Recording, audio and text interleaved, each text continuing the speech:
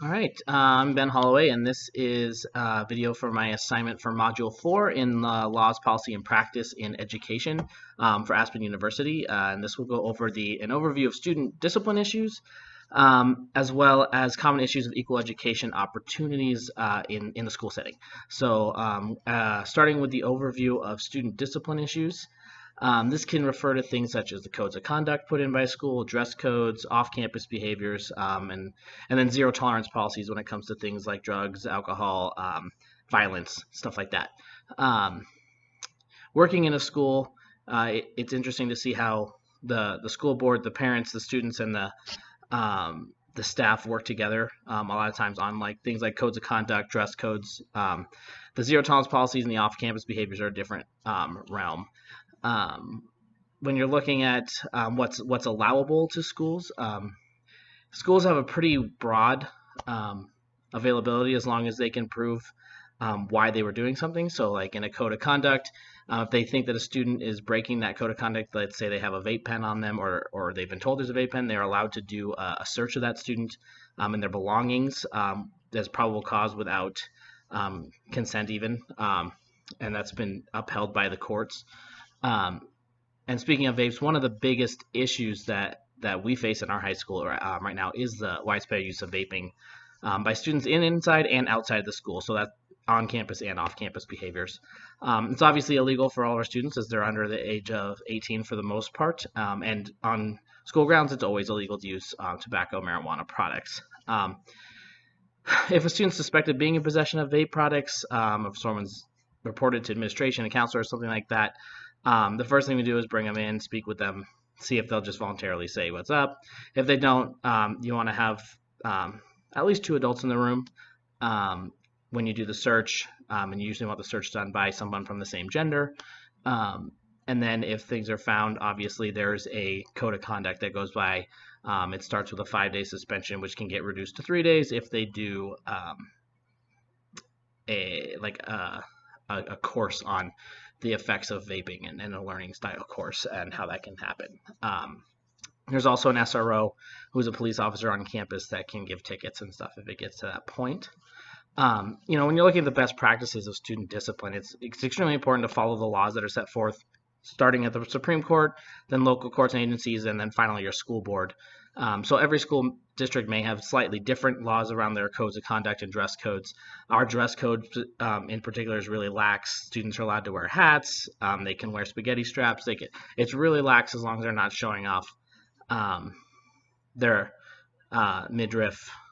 Really, that's about. I mean, it's pretty open. You can't have alcohol, marijuana stuff on top of your clothing. So that kind of looks at an overview quickly of the student discipline issues in schools. When you're looking at common issues of equal education opportunities, this can refer to things like race, gender, and then national origin, ethnicity, that kind of thing.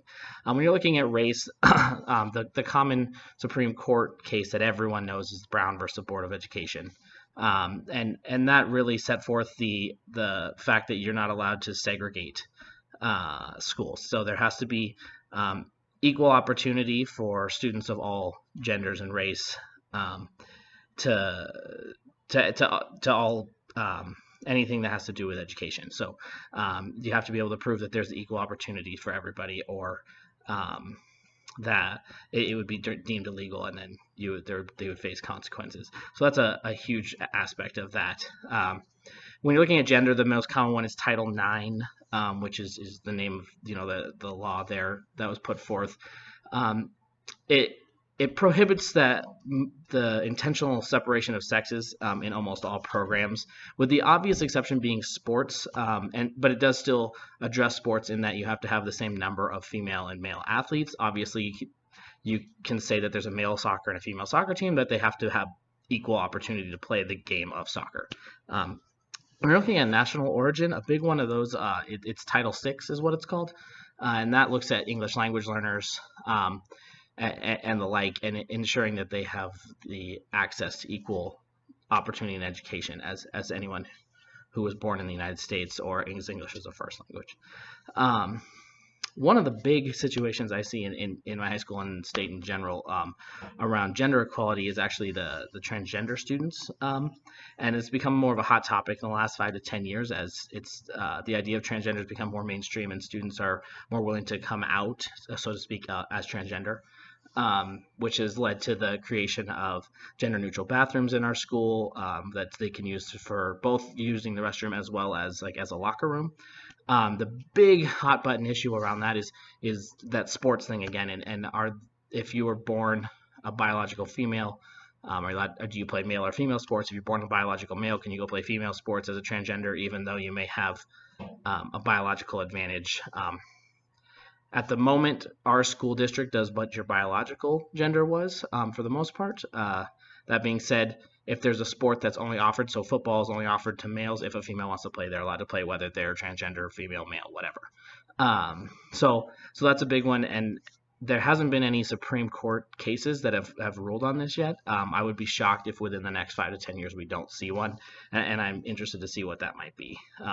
Once again, the best practices in this are going to be to follow those laws set by Supreme Court, local agencies, and school boards, but to also do your best to be all inclusive in everything you do and build everything to be all inclusive and try and catch where the inequalities may lie before you put forth a program and try and fix it that way. So that'll conclude my assignment on the common issues of equal education opportunities as well as student discipline in schools.